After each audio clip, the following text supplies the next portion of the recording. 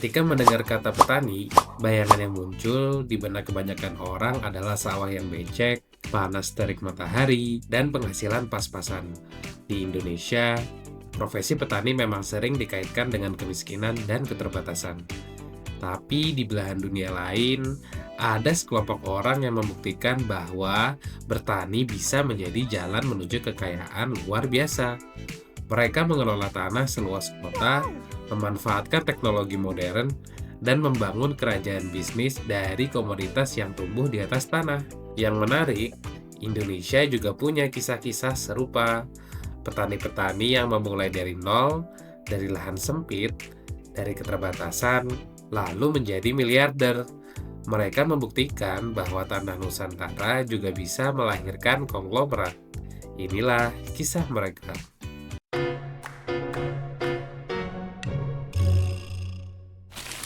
Harry Stein lahir pada tahun 1941 di Iowa, Amerika Serikat. Ia tumbuh dalam keluarga petani. Sejak usia 5 tahun, ia sudah diajari bercocok tanam oleh orang tuanya. Kecintaannya pada pertanian membawanya kuliah di jurusan agronomi. Di kampus inilah minatnya pada genetika tanaman dan teknik pertanian semakin besar. Setelah lulus, Stein kembali ke kampung halaman untuk membantu orang tuanya bertani. Ketertarikannya pada kedelai semakin kuat setelah menemukan beberapa tanaman kedelai yang tidak biasa di lahan pertanian. Ia menyadari ada peluang besar dari temuan itu. Stein kemudian mendirikan perusahaannya sendiri, Stein Seed Company. Saat ini, Stein Seed Company telah menjadi perusahaan benih swasta terbesar di dunia. Forbes mencatat kekayaan Harry Stein mencapai 10,2 miliar US dollar atau sekitar 160,09 triliun rupiah.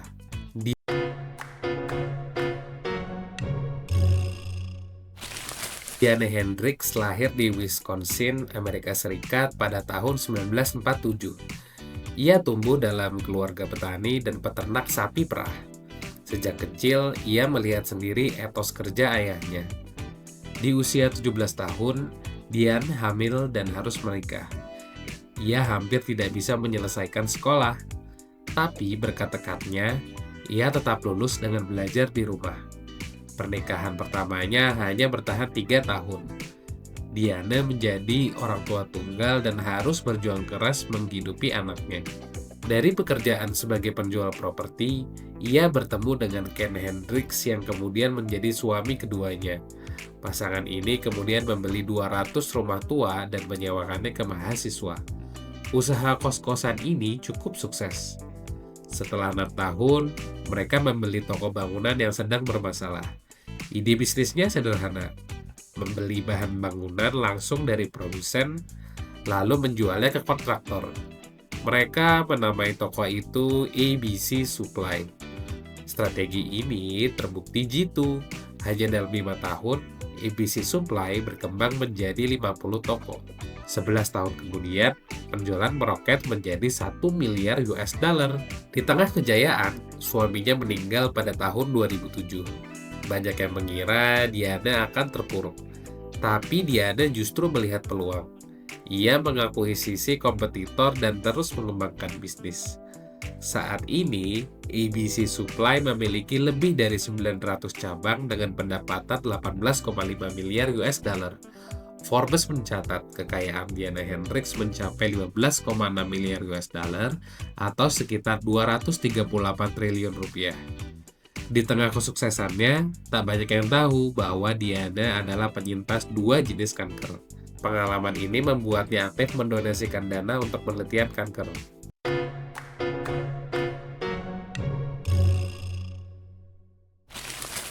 Dari lereng Gunung Semeru, ada kisah Mbah Kerto. Usianya sudah 103 tahun.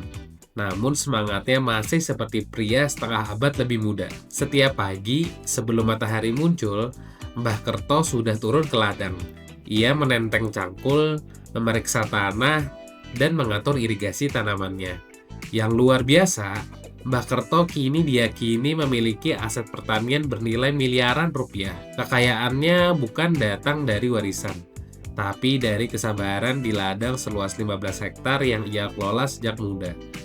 Ia menanam kentang granola dan bawang prei di ketinggian 2000 meter di atas permukaan laut. Mbah Kerto mempertahankan metode tanam organik warisan leluhur. Ia menolak pupuk kimia dan memilih pupuk kandang. Hasilnya, produknya memiliki kualitas unggul dan dibeli distributor untuk pasar swalayan besar hingga hotel bintang 5 di Jakarta, Surabaya, bahkan diekspor ke Singapura. Meski kaya, gaya hidupnya tak berubah. Ia masih tinggal di rumah kayu sederhana.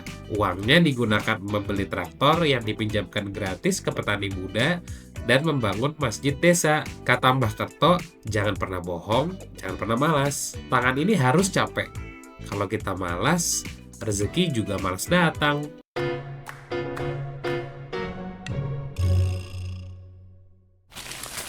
Sukanto Tanoto adalah pendiri dan pemilik Royal Golden Eagle atau RGE. Melalui RGE Group, ia mengembangkan kerajaan bisnis yang meliputi perkebunan sawit, serat viskose, energi, hingga real estate. RGE menaungi Apical Group, salah satu pengolah dan eksportir minyak sawit terbesar dunia. Meski berkedudukan di Singapura, akar bisnis Sukanto tetap kuat di Indonesia. RGE kini tercatat memiliki aset lebih dari 35 miliar US dollar, tersebar di Asia, Eropa, dan Amerika Utara.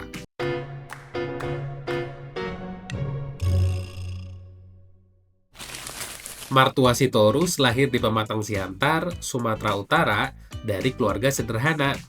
Sejak kecil, ia telah mengenal nilai kerja keras.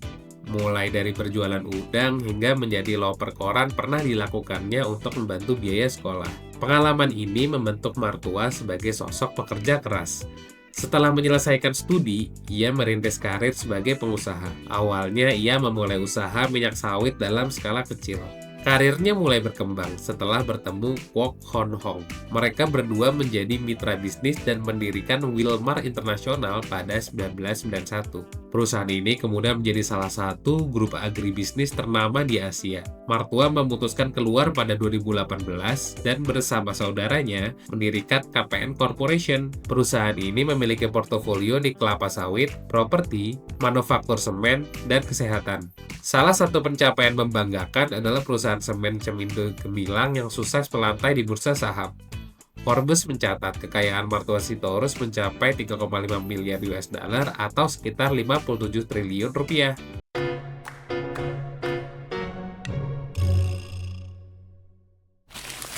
Apa yang bisa dipelajari dari kisah miliarder tadi ini? Pertama, pertanian adalah bisnis skala besar. Stewart Rexnick mengelola 120.000 hektar, Sukanto Tanoto mengelola 160.000 hektar. Skala membuat efisiensi dan keuntungan membengkak. Kedua, inovasi adalah kunci. Harry Stein tidak sekedar menanam kedelai. Ia melakukan penelitian genetika dan menciptakan varietas unggul. Ketiga, ketekunan mengatasi keterbatasan. Diana Hendricks hamil di usia 17 tahun. Jadi orang tua tunggal, tapi tidak menyerah. Keempat, Indonesia punya potensi besar. Mbah Kerto dengan ladang 15 hektar di Lumajang, tanah Indonesia subur, petaninya tangguh. Mungkin suatu hari nanti akan lahir lebih banyak lagi petani miliarder dari Indonesia. Bukan dari korupsi, bukan dari mengambil hak orang lain, tapi dari tanah, dari tanaman, dari kerja keras dan inovasi. Karena pada akhirnya, tanah yang subur ini adalah anugerah. Tinggal bagaimana kita mengelolanya, apakah sekedar untuk bertahan hidup atau untuk membangun kerajaan.